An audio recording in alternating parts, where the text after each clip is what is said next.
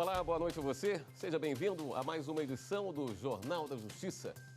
O ministro Ricardo Lewandowski, do Supremo Tribunal Federal, enviou para a Justiça Eleitoral de Minas Gerais um inquérito contra o deputado federal Aécio Neves por suposto envolvimento em esquema de Caixa 2 nas eleições de 2014. E vamos mostrar também. Ministério da Justiça instaura processo contra o Facebook por suspeitas de violação de privacidade. Motorista terá que ressarcir seguradora após acidente de trânsito. Ele descumpriu o que determina o artigo 29 do Código de Trânsito, que é a direção defensiva. Judiciário de Roraima promove audiências de conciliação em comunidades indígenas da região de Raposa, Serra do Sol, no norte do estado. Na Paraíba, Tribunal de Justiça lança aplicativos para melhorar o acesso às informações sobre processos. E ainda, Supremo Tribunal Federal atende pedido e Hidrelétrica de Itaipu terá mais 6 meses para apresentar relatórios sobre danos ambientais.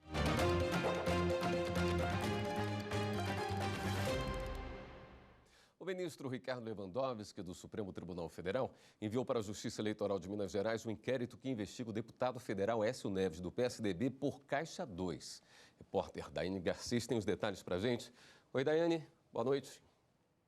Boa noite, William. É você que acompanha a TV Justiça nesta sexta-feira. Exatamente. O ministro Ricardo Lewandowski ressaltou que vai ser de responsabilidade da Justiça Eleitoral decidir, a partir do surgimento de provas, quem vai analisar o caso: a Justiça Especializada ou a Justiça Comum. Esse inquérito ele começou com informações passadas por executivos e ex-executivos da Odebrecht em acordos de colaboração premiada. Eles teriam citado pagamentos indevidos de valores à campanha de 2014, a pedido do próprio Aécio Neves. E de acordo com as investigações, não só Aécio teria se beneficiado disso, mas também outras pessoas que à época eram candidatos, concorriam às urnas por Minas Gerais. A decisão do ministro Ricardo Lewandowski, nesse caso, segue um entendimento já reafirmado pelo Supremo Tribunal Federal em março deste ano. O entendimento é o seguinte: cabe à Justiça Eleitoral julgar e processar os casos de crimes comuns que tenham conexão com crimes eleitorais. William, é com você.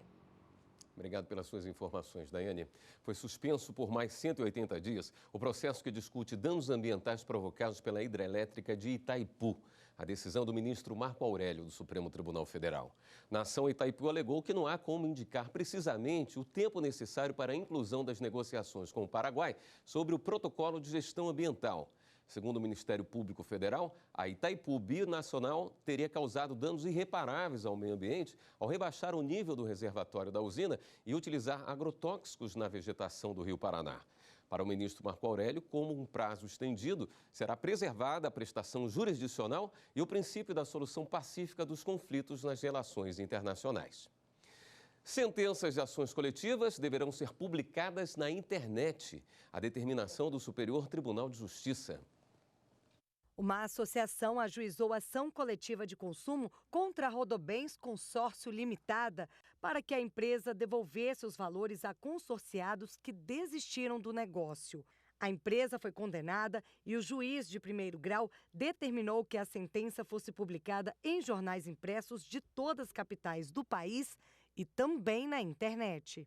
O Tribunal de Justiça do Rio Grande do Sul manteve a condenação por entender que a medida era necessária, já que entre os beneficiados pela ação coletiva havia pessoas idosas e a publicação unicamente pela internet não teria o efeito de garantir o acesso à jurisdição.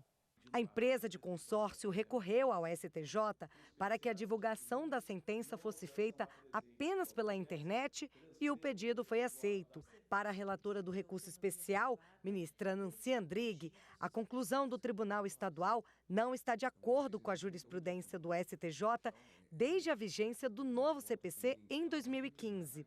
Segundo a magistrada, a publicidade por meio dos tradicionais jornais impressos de ampla circulação, além de não alcançar a pretensão devida, acaba por impor ao condenado desnecessários e altos ônus econômicos.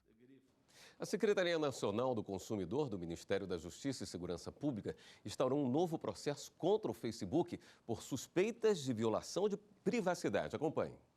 Essa é a terceira investigação aberta pelo Ministério neste ano para apurar se a empresa expôs informações de consumidores brasileiros. A suspeita é que o Facebook tem utilizado dados sensíveis, como mensagens privadas, a localização dos usuários e até mesmo a frequência cardíaca para segmentar publicidade na rede social. A coleta seria feita por aplicativos e atingiria inclusive quem não tem usado a plataforma. A empresa tem um prazo de 10 dias para apresentar defesa administrativa. De acordo com o Ministério da Justiça, se condenado, o Facebook pode pagar multa de mais de 10 milhões de reais. O Jornal da Justiça também é feito com a sua participação. Mande sua mensagem para o nosso WhatsApp. Anote aí o número: 61992606116. E a seguir, motorista terá que ressarcir seguradora após um acidente de trânsito. Fique com a gente, voltamos em instantes. Garantir que as leis sejam para todos, né? E que seja de maneira igualitária para todo mundo.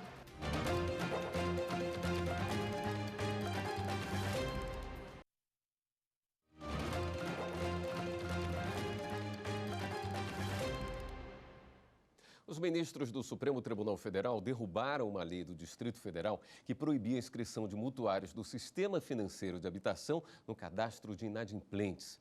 O julgamento foi no plenário virtual. Para a maioria dos ministros, a lei é inconstitucional e viola a competência exclusiva da União para editar normas gerais sobre proteção que constam no Código de Defesa do Consumidor. Uma motorista do Distrito Federal vai ter que devolver a uma seguradora o valor usado para consertar o carro de um cliente envolvido num acidente de trânsito. A decisão é do Tribunal de Justiça do Distrito Federal. De acordo com o processo, houve um engavetamento. A seguradora pagou o conserto de um dos carros envolvidos, mas entrou com uma ação na Justiça para que a condutora do carro, que estava atrás, arcasse com o prejuízo. O TJDF concordou com o argumento. É que esse veículo que foi condenado a reparar os danos da seguradora, ele estava numa posição de terceiro ou quarto local no engavetamento.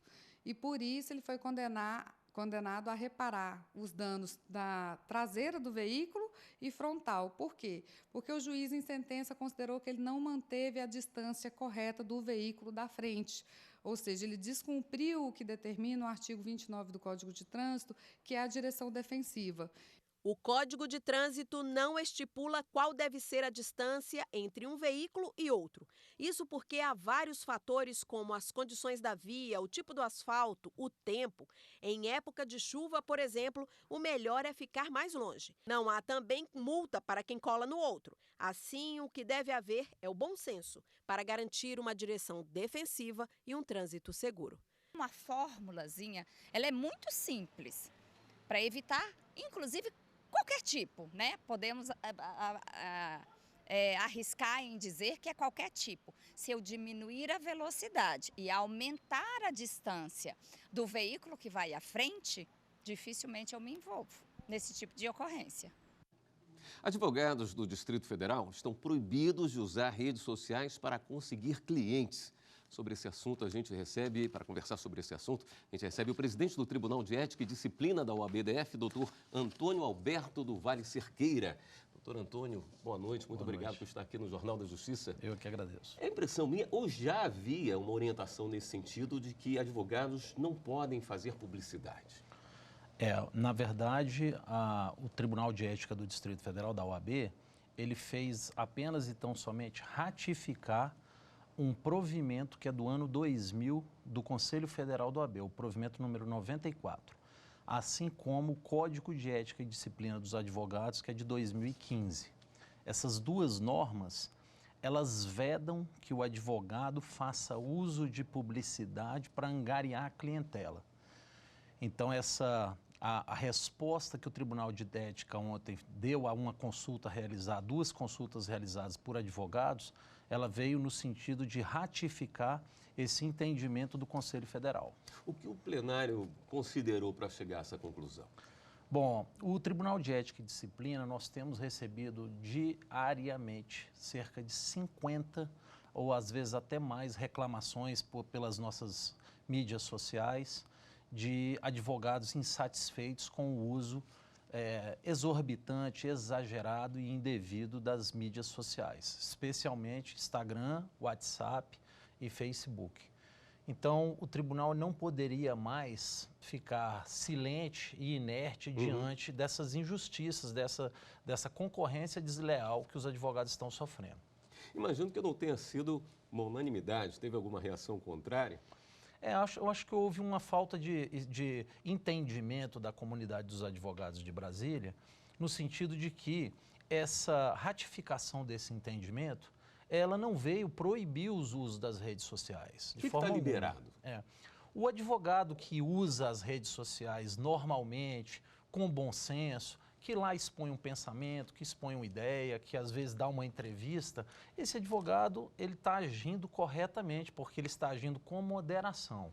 O que o tribunal ratificou, que resta proibido, é a propaganda abusiva, é aquele que realmente faz o impulsionamento, é o advogado que coloca lá, olha, se você vai estar se divorciando, me procure via no WhatsApp. Então, são aquelas propagandas que são realmente exageradas e abusivas. Proibido rede social, não, né? Quer dizer, o advogado ele pode continuar tendo sua rede, seu Facebook, seu Twitter, pode continuar ali movimentando as redes sociais, desde que não faça uma publicidade muito agressiva, né? Perfeitamente, pode. Normalmente isso não vai mudar nada. Na verdade, eu seria capaz de dizer que os advogados que estão receosos do uso, eles sabem quem são eles. Eles sabem que eles têm usado de forma abusiva essa publicidade.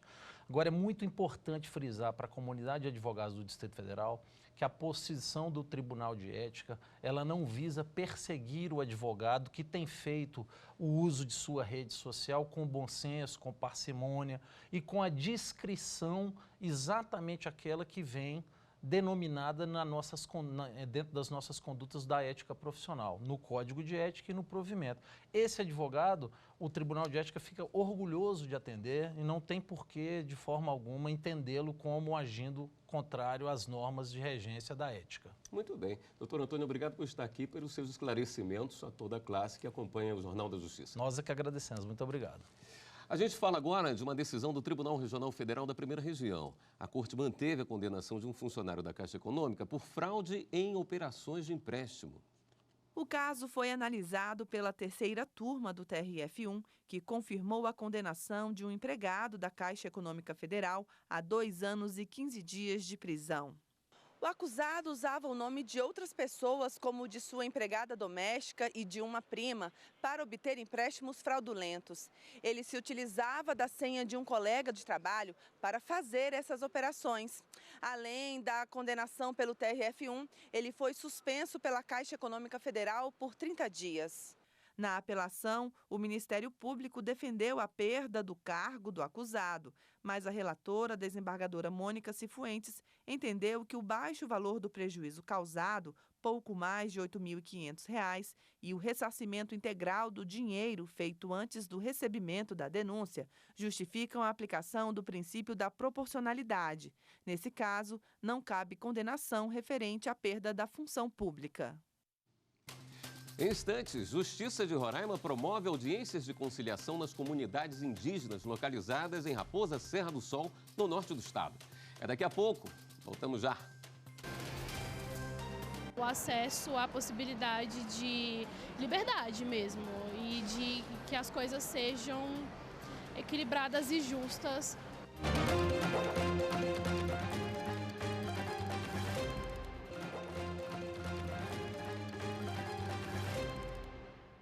O Tribunal de Justiça de Roraima promoveu audiências de conciliação nas comunidades indígenas da região de Raposa Serra do Sol.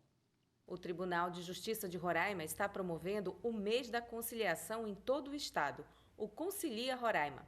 E a reativação do primeiro polo indígena de conciliação do Brasil, na comunidade de Maturuca, terra indígena Raposa Serra do Sol, no município de Uiramutã, extremo norte do Brasil, a quase 400 quilômetros da capital de Roraima, Boa Vista, ocorreu dentro da programação especial do Judiciário. E já no primeiro dia, um acordo por meio da conciliação foi realizado.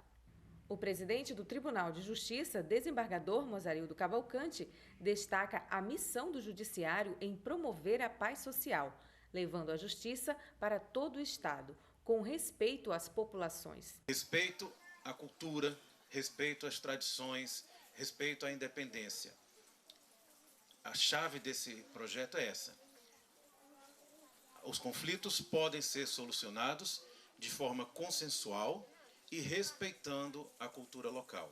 O juiz auxiliar da presidência do tribunal, Aloísio Vieira, indígena wapixana e idealizador do projeto, informou que a ideia do polo surgiu com o primeiro julgamento na comunidade Maturuca no ano de 2015. Esse reconhecimento da diversidade cultural é um pilar muito importante do Polo Indígena de Conciliação de Maturuca. A conciliadora Mara Teixeira destaca os principais conflitos que ocorrem na região e como a reativação deste polo vai ajudar as 74 comunidades que serão atendidas. Com isso, só vem fortalecer cada vez mais, como eu disse antes. A pessoa já sabe quem correr, né?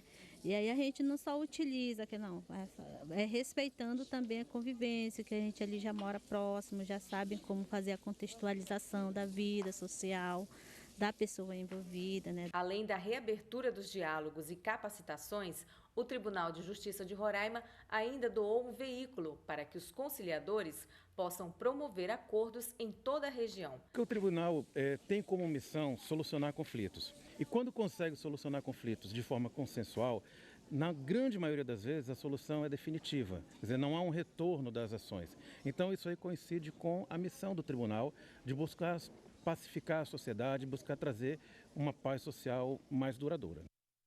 O Judiciário da Paraíba discute os últimos detalhes para a instalação do escritório social no estado. Membros do Judiciário Estadual e do Poder Executivo ajustaram o planejamento para a assinatura do ACT, Acordo de Cooperação Técnica. O desembargador Joás de Brito, coordenador do GMF, Grupo de Monitoramento e Fiscalização do Sistema Carcerário, no âmbito do TJPB, elencou algumas das decisões que foram alinhadas entre os parceiros envolvidos no projeto. Foi uma audiência hoje bastante positiva, onde alinhamos todos os pontos para deixarmos já definidos a tramitação desse projeto de lei, a tramitação da questão da licitação para a reforma e, inclusive, já deixarmos definidos uma data para a inauguração. Ana Pereira, coordenadora do Programa Justiça Presente do CNJ na Paraíba, explicou a programação prevista e que dará início aos trabalhos. Precisa ser uma equipe multidisciplinar, composta com assistente social, psicóloga, advogado, mais uma equipe de apoio e estagiários dessas áreas específicas, porque vai estar trabalhando justamente no atendimento individualizado à pessoa egressa e encaminhamento para a rede, né, de atenção. Para além disso, uma das demandas que também chega com muita urgência assim que as pessoas saem do cárcere é a qualificação profissional e encaminhamento para inserção no mercado de trabalho. A secretária executiva estadual da Mulher e da Diversidade Humana, Lídia Moura, confirmou as designações e os compromissos assumidos pelo governo do estado envolvendo a concretização do escritório social. Nós apenas fizemos pequenos ajustes na agenda no que diz respeito à inauguração do escritório social propriamente dito, porque estamos com alguns ajustes no aspecto físico do prédio que vai abrigar estes servidores, mas toda a parte de planejamento, de designação, dos compromissos que o governo do estado tem em relação à instalação do escritório social estão mantidos. Então, nos próximos dias nós teremos aí a confirmação deste cronograma para a inauguração e os serviços venham a funcionar da maneira que se espera, estabelecendo uma política para o egresso no estado da Paraíba.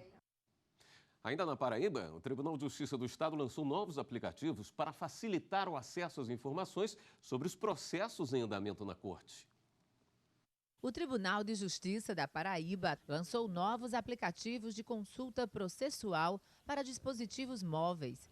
Além da atualização do software para Android, foi disponibilizado na App Store uma outra versão para o sistema iOS. Nós também disponibilizamos uma nova consulta processual online no portal. Ela é acessível no mesmo menu da consulta processual atual, que continua ativa por enquanto, e ela traz uma interface muito mais simplificada, especialmente para os usuários que desconhecem as diferenças entre primeiro grau, segundo grau, turma recursal, que não sabem exatamente onde o seu processo está tramitando, além de um tempo de resposta mais rápido e também a incorporação dos resultados do PJE, que antes ficavam na consulta processual apartada. Há uma previsão de até final do mês de outubro, no máximo na primeira quinzena de novembro, a gente disponibilizar uma nova versão que vai incluir a possibilidade de visualizar os documentos dos processos, e aí documentos de despacho, decisão e sentença, e fazer o download dos mesmos. De acordo com os dados consolidados das duas plataformas, diariamente são realizadas cerca de 1.600 consultas processuais. Segundo o juiz auxiliar da presidência do TJ, Meales Melo, o objetivo da iniciativa é aperfeiçoar os serviços de informação voltados aos advogados e aos jurisdicionados. Trouxe facilidade para os usuários, no sentido de que agora não é preciso informar onde o processo se encontra, basta colocar o número do processo, o nome da parte, do advogado, e todas as informações vão ser colocadas à disposição da parte e dos advogados. Para o presidente do Judiciário paraibano, Márcio Murilo, trata-se de um grande avanço da nova tecnologia permitir que as partes, em qualquer lugar do mundo, possam acessar os processos por meio do aparelho celular. Vai evitar o deslocamento físico da parte aos fóruns. É mais uma maneira de dizer que hoje os fóruns aqui na Paraíba estão se transformando em fóruns virtuais. Essa é a grande vantagem para que se otimize a qualidade do serviço e se poupe tempo do jurisdicionado. A Polícia Federal do Paraná incinerou quase 3 toneladas de drogas apreendidas nas ações em Maringá. A Justiça autorizou a destruição que ocorreu em uma indústria localizada nos arredores da cidade. Entre as drogas estavam cocaína e maconha. Também foram incinerados medicamentos encontrados em operações contra o crime de contrabando. Essa foi a segunda incineração feita este ano. Até agora foram destruídas mais de 5 toneladas de entorpecentes. Chegou a hora de dar um giro na rede para saber as últimas notícias.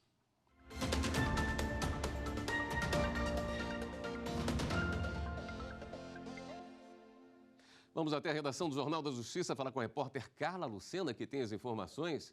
Oi, Carla, boa noite.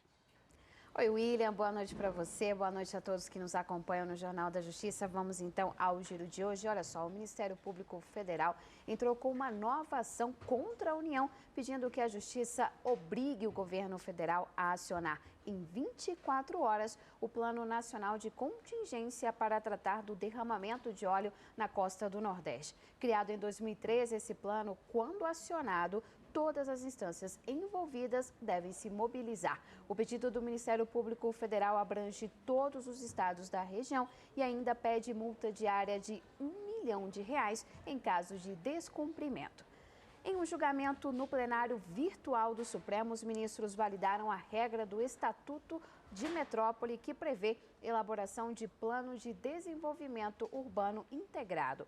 Os ministros seguiram o voto da relatora, ministra Carmen Lúcia. Para ela, o Estatuto não obriga os entes federados a criar regiões metropolitanas, mas apenas repete o que diz a Constituição, ou seja, que é facultado a criação dessas regiões pelos estados. E na última notícia do Giro de hoje, a gente vai falar sobre um encontro que o Conselho Nacional de Justiça participou lá em Fortaleza e apresentou à comunidade internacional o E-Apostila. O presidente do Conselho e também do Supremo Tribunal Federal, o ministro Dias Toffoli, explicou no evento que o novo sistema tem um espaço para assinatura e armazenamento de documentos e apostilas. Além disso, vai poder ser usado em outros países, porque tem um mecanismo de tradução para vários idiomas. O projeto piloto para a implantação dessa nova plataforma será feito aqui em Brasília, em um cartório civil. E você aí de casa quer rever alguma das nossas reportagens? Então não deixe de seguir a gente no nosso canal no YouTube, é TV Justiça Oficial. E agora vai com você, William. Ok, Carla, obrigado pelas suas informações.